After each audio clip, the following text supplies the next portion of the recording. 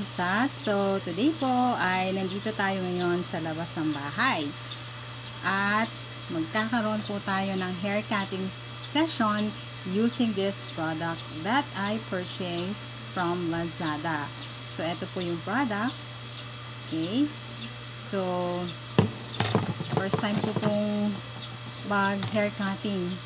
Alam nyo naman po, nasa quarantine period pa lang tayo. So, it would be better kung meron po tayong hair clipper. Okay? So, what we need for the hair cutting session are the following: comb, scissor, and of course, the hair clipper. Okay? So, umpisahan na po natin.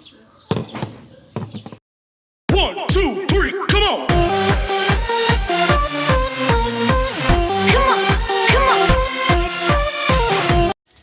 Hello guys, good morning. So today po, try po natin gamitin tong product na to which I bought from Lazada.